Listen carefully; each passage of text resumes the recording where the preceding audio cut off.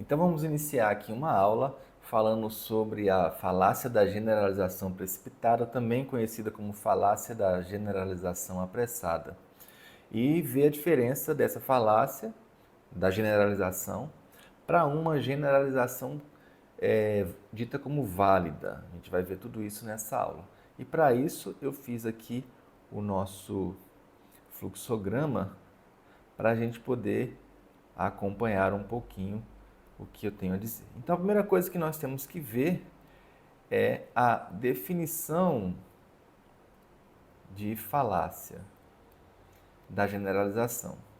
Bem, a definição de falácia da generalização, ela passa pela questão de onde é que ela é aplicada. E aí nós vamos ver que a falácia da generalização precipitada, ela ocorre quando você tira uma conclusão ampla com base em poucas evidências ou uma amostra muito pequena, uma amostra pequena e que não é representativa. E aí, com isso, nós vamos ter a definição efetivamente que generalizar de forma precipitada significa ampliar um caso isolado a um grupo inteiro, sem considerar dados suficientes para sustentar essa afirmação. E não se engane você. Não se engane achando que isso aí é muito fácil de se desvencilhar. Não. A gente cai nessa falácia o tempo inteiro e nem percebe. A generalização é algo muito comum, o estereótipo, né? No entanto, para a gente entender algo como sendo efetivamente uma falácia, no sentido mais de que oferece riscos a um debate saudável, nós temos que considerar duas questões, que são, primeiro, tem que haver uma tentativa de convencer. Se não houver essa tentativa de convencimento, a gente está deparando apenas com uma opinião.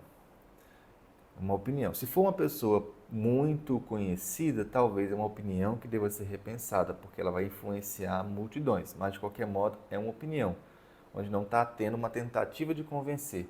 E segundo, o argumento, ou o pseudo-argumento, porque falácia não é um argumento propriamente, precisa parecer plausível.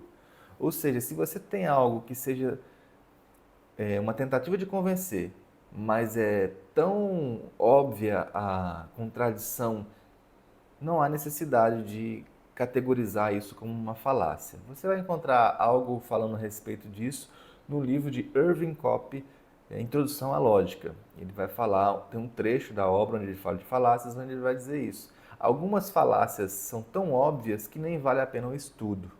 Óbvias no sentido de que elas são fáceis de desvendar o erro. Então, neste caso aqui, nós precisamos que a falácia tem que ter essa tentativa de convencer alguém e ela precisa ser um argumento plausível. No caso aqui, argumento entre aspas, né? Precisa ser um argumento, algo que pareça com um argumento e que seja, de certo modo, convincente. Caso contrário, nós vamos desconsiderar a análise desses tipos de argumentos que são muito óbvios. Então, seguindo aqui a nossa trajetória, vamos ver, uma vez que a gente já viu a definição de falácias, vamos ver a diferença entre uma falácia propriamente, da generalização, e uma generalização válida. E para isso, nós vamos ter aqui a seguinte situação. Uma generalização, ela é considerada válida quando ela, primeiro, ela precisa se basear em dados que são suficientes e representativos para tirar uma conclusão ampla. É um processo essencial do pensamento humano e científico, pois permite identificar padrões e formular teorias. Ou seja, a generalização é algo natural. Por exemplo, a ciência, as leis da ciência são leis de generalização. Quando você fala que duas massas se atraem com o quadrado da distância inversamente proporcional ao quadrado da distância, você está dizendo aí uma coisa universal. Mas essa coisa universal partiu de uma ampla gama de análise, de critérios científicos bastante rigorosos, de muitos dados, e até hoje essa generalização passa por testes para poder se manter válida. Caso contrário, se haver uma demonstração de que ela não é mais válida, é necessário criar uma nova generalização, ou seja, uma nova lei para suprimir as falhas dessa lei que não consegue mais englobar toda o fenômeno. Então, nós vamos ter 4 quesitos para uma generalização ser válida, que são: primeiro, tem que se basear numa amostra grande e diversificada. O segundo, utiliza métodos científicos e estatísticos confiáveis. Não é qualquer método, né? Alguém achou que, não acredito que a Terra é redonda, vou até lá na borda da Terra para mostrar que não é. Não é uma coisa tão assim. Dados estatísticos confiáveis, permite exceções e reconhece limitações. Uma regra científica reconhece que é limitada e pode haver exceções. Mas aí, nesse caso, a ciência sempre está em busca de uma nova teoria para chegar a uma nova lei universal, geral, que consiga englobar, inclusive, as exceções. Eu posso depois, em outro vídeo, mostrar, por exemplo, como a física newtoniana ela é engolida pela física de Einstein. Ou seja, as coisas que a física newtoniana não conseguiu mostrar, prever, porque a teoria não conseguia enquadrar, a física de Einstein, a relatividade, ela consegue explicar e, no limite, ela volta à mecânica clássica, que é a de Newton. Eu posso mostrar isso, mas eu também tenho um vídeo sobre isso no meu canal no YouTube. E a próxima etapa elas têm a generalização, ela precisa ser aberta a revisões com novas evidências, ou seja, toda vez que aparecer uma nova evidência, é importante que haja uma revisão para saber se essa regra geral continua sendo aplicável. Então essa aqui é uma generalização que é considerada como uma generalização válida. Bem, se tem a generalização válida, nós temos também as que não são válidas, que é o motivo do estudo daqui de hoje, que são as falácias. Então, a falácia de generalização ocorre quando se tira uma conclusão ampla baseada em poucas evidências ou amostras não representativas. E aí sim, essa falácia ela vai levar a estereótipos, a crenças equivocadas e a uma série de confusões que vão gerar toda essa, por exemplo, uma polarização política que nós vivenciamos ou uma má informação com relação a conhecimento científico e etc. E também eu separei aqui 4 itens importantes que é preciso considerar dentro dessa falácia da generalização. Já foi falado que baseia-se em poucas observações ou casos extremos, ignora contextos e variáveis que são relevantes. Muitas vezes você ignora certas situações para poder focar somente naquele ponto.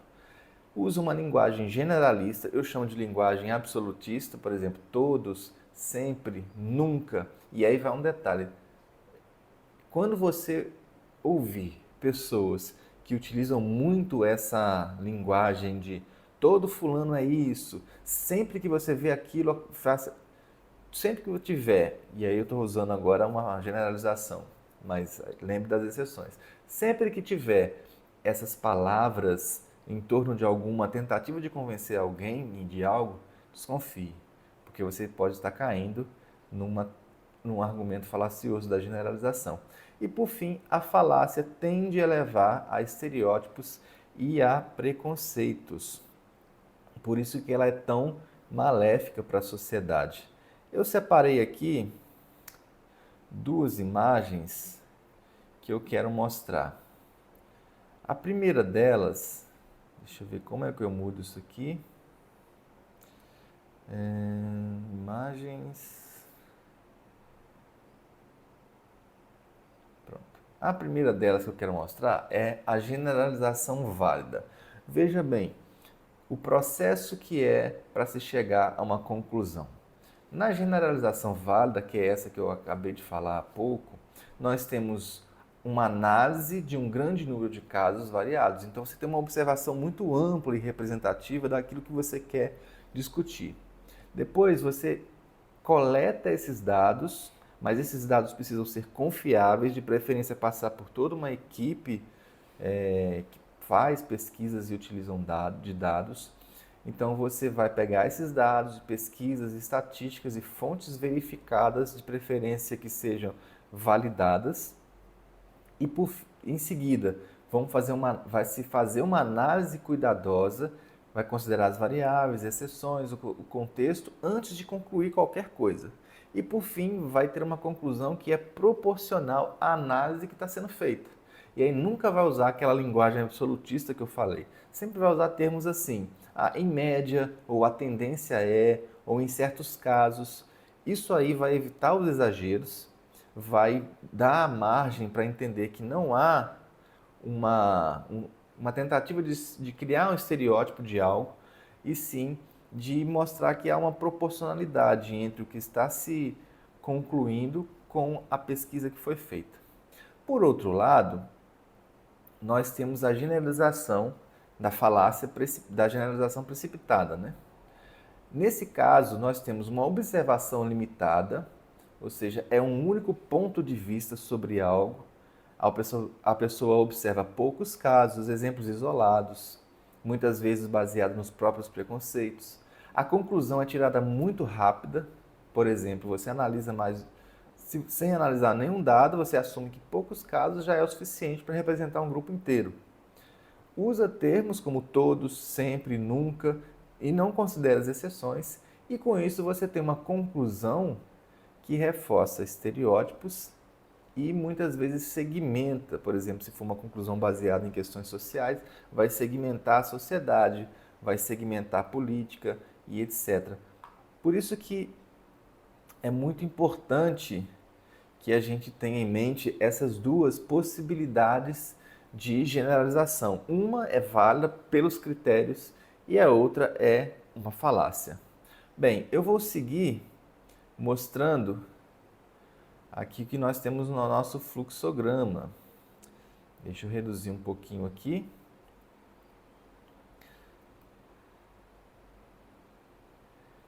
Uma vez que nós já vimos, então, as diferenças, quais são os impactos? Bem, os impactos são já sabidos, mas vamos discutir rapidamente esses impactos.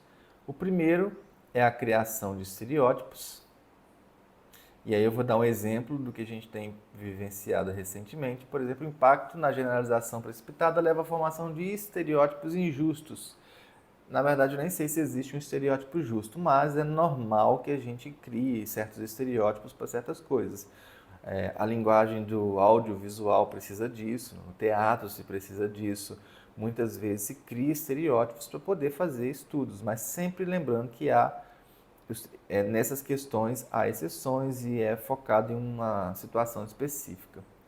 Então, por exemplo, se alguém vê notícias de crimes cometidos por imigrantes e conclui que todos os imigrantes são criminosos, essa crença vai levar a influenciar políticas públicas e atitudes pessoais de forma agressiva. A gente está vendo nos Estados Unidos lá a insegurança que o Trump está gerando ao tentar criar uma situação com os imigrantes, que eu não vou entrar aqui em detalhes se eu acho certo ou errado.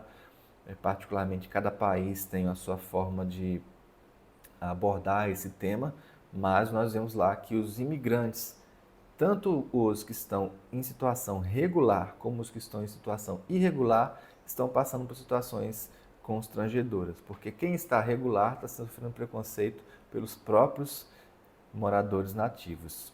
Então, é para se refletir a respeito.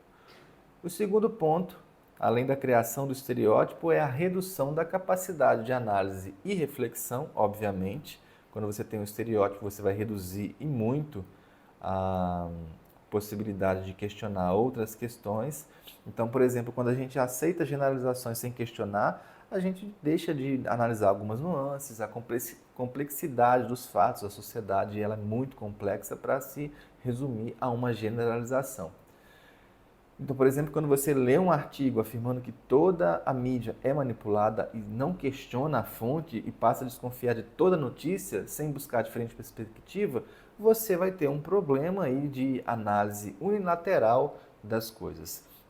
Eu até entendo que realmente a imprensa, a mídia, cada órgão vai ter a sua linha editorial que vai favorecer uma determinada narrativa e outra.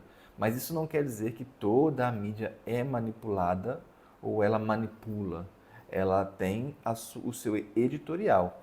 E aí é importante que se analise todas as informações e você, por si mesmo, crie a sua conclusão baseada no máximo possível de informações disponíveis, né? Não é somente negar. Bem, o terceiro ponto que eu tenho a mostrar é o reforço do viés de confirmação. A gente tende a aceitar melhor aquilo que está mais próximo das nossas crenças. Isso é um grande problema dos vieses, né? Se por um lado o viés cognitivo ele auxilia na velocidade do processamento das ideias, muitas vezes a gente resolve alguns problemas baseado em vieses. Por outro lado, ele pode ter essas deformações, porque viés cognitivos são atalhos do pensamento para a gente obter determinada conclusão mais rápido. Então, nesse caso, as pessoas tendem a procurar e a aceitar informações que confirmem as suas próprias crenças prévias, ignorando dados que contradizem. É uma tendência natural baseada nos nossos vieses, né? Nesse caso, o viés de confirmação. Então, por exemplo, se uma pessoa já acredita que imigrantes roubam empregos, ela vai procurar as notícias que sustentam essa ideia. E aí a gente vai entrar na questão dos algoritmos. Toda vez que você pesquisa algo, seja no Google, no YouTube, no Facebook, no Instagram, o algoritmo, ou seja, você vai estar imprimindo ali nas redes sociais, nos mecanismos de pesquisa, as suas tendências. E esses mecanismos de pesquisa e as redes sociais vão começar a oferecer para você aquilo que você mais gosta, porque é aquilo que você mais procura, mais se detém. E isso dá a ilusão de que todo mundo está falando a mesma coisa, quando na verdade todo mundo é apenas uma bolha.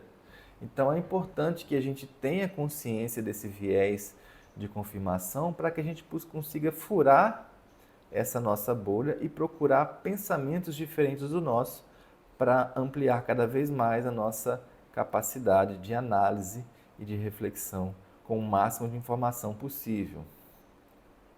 Um outro ponto também que vem da falácia da generalização precipitada é a propagação de desinformação, muitas vezes conhecida como fake news. Eu ultimamente não tenho gostado mais de usar esse termo. O impacto da falácia da generalização precipitada contribui para a disseminação do que muita gente usa o termo fake news, eu já não gosto mais de usar, e contribui para a disseminação de desinformação, tornando mais difícil diferenciar fatos de opiniões. E é muito importante que a gente consiga ter essa diferença. Um exemplo, e eu estou sempre...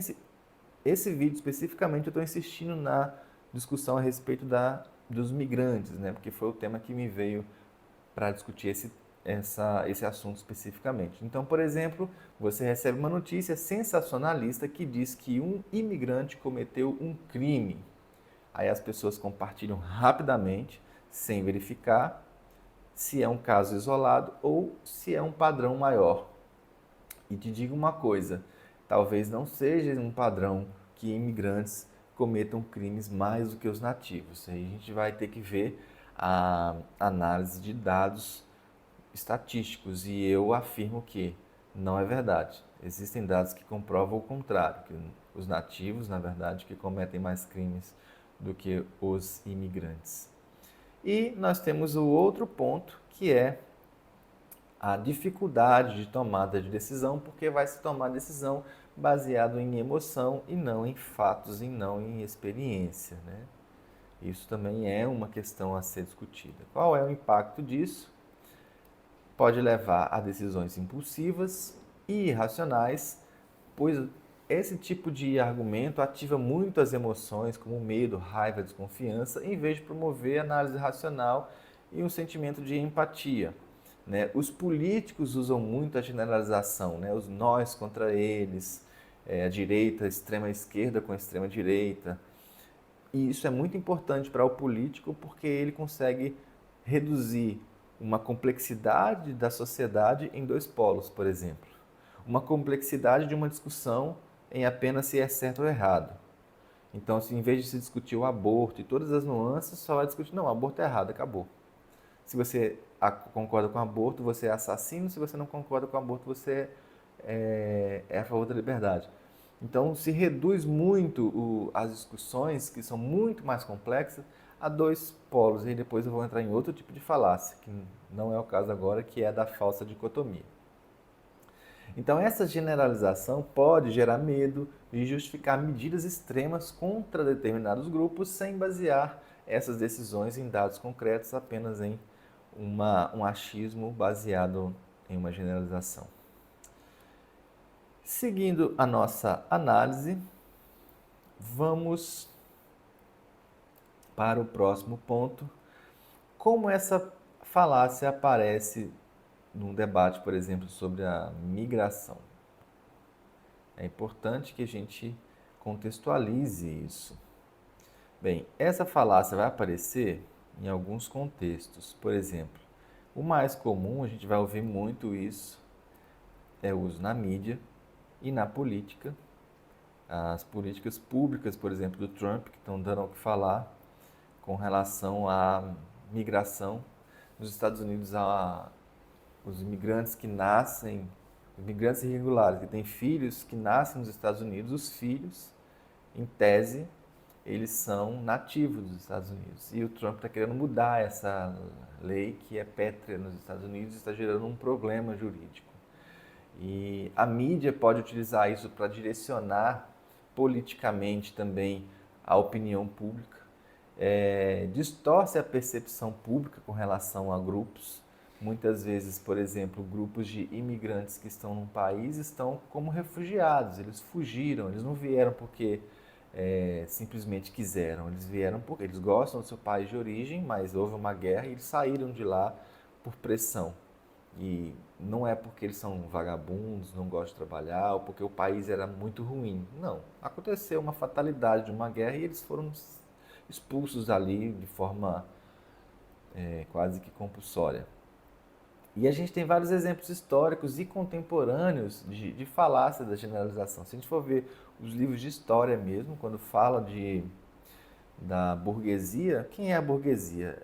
É um coletivo que você não sabe quem é exatamente. São todos eles, né? Lá nos livros você tem um coletivo de burguesia, um coletivo de pessoas do povo, sempre na generalização. Isso cria essa sensação de que não há nuances sociais. Atualmente a gente tem começado a ver isso retomar, né? A gente tem visto muitas pessoas dividindo a sociedade em a classe operária e a classe dos não operários. Eu não vou querer entrar nessa discussão, não. Vou falar só isso mesmo. Mas existe essa tentativa de criar grupos polarizados baseado numa falácia da generalização, onde na verdade a sociedade é muito ampla para isso. E aí, os exemplos mais comuns da generalização precipitada são o seguinte: a gente tem aqui algumas falas que são bastante complicadas que envolvem a generalização. A criminalidade. As pessoas costumam dizer, algumas pessoas, eu também não vou generalizar aqui, mas a gente costuma dizer, quando se usa a falácia da generalização, aparece na criminalidade, por exemplo, imigrantes aumentam a violência. Trabalho, imigrantes roubam empregos. No assistencialismo, imigrantes sobrecarregam o sistema público. E na identidade nacional, imigrantes destroem a cultura local. Todas essas generalizações, elas caem por terra quando se faz uma análise. Lembre-se que para algumas pessoas intolerantes e preconceituosas, se você estiver num shopping, onde você vê que uma pessoa é um imigrante, para ela já está lotado de imigrantes. Tem gente que não suporta, infelizmente, tem esse tipo de gente que não consegue conviver com o diferente. Às vezes você vê 2, 3 peruanos na rua, fala a cidade está lotada de peruano. Tipo, é um pensamento meio tosco, mas ocorre. Se a gente for analisar dados, eu vou deixar aqui um link com dados sobre essas essas generalizações aqui sobre criminalidade, esses temas, né? Criminalidade, trabalho, assistencialismo público e identidade nacional, e não é bem verdade o que se diz. Eu vou deixar um artigo que eu escrevi baseado num outro, mas aí dentro do meu artigo já está a referência também, aí dá para pesquisar. As motivações por trás da falácia. E a gente já viu algumas coisas, mas vamos ver. Primeiro, existe uma manipulação política. Claramente existe uma manipulação política. Segundo, há uma gama de preconceitos e estereótipos. E terceiro, há uma retroalimentação da desinformação. Por que retroalimentação? Porque às vezes o político sabe que é mentira o que ele diz, mas ele cria essa generalização, por exemplo, sobre as políticas migratórias, justamente para estimular o preconceito e os estereótipos sociais. E as pessoas que têm esses preconceitos e gostam de criar estereótipos sociais, escolhem esses políticos que alimentam essa informação. Então vira um ciclo de retroalimentação da desinformação. Então isso é muito perigoso na sociedade, porque a gente acaba não evoluindo, né, progredindo enquanto sociedade. Os avanços que nós temos sociais acabam caindo por terra. Como evitar essa falácia? Bem, existem algumas formas de evitar. Uma delas é, por exemplo, verificar as fontes dos dados. É o mais básico, é o beabá da vida em sociedade, né? Verificar os dados, desenvolver um pensamento crítico e questionar toda vez que você estiver diante de uma narrativa extremamente alarmista. Então, esses 3 pontos aí eu acho que é o suficiente para que se consiga desvencilhar. Eu aconselho que, eu vou fazer uma generalização, mas lembrando que aqui é uma forma de falar, não tem outra. Toda vez que você ouvir palavras como todo, nenhum, e generalizações do tipo, no sentido de convencer você de que aquele grupo específico é algo, ou de que uma situação que é muito ampla está sendo generalizada, você questiona.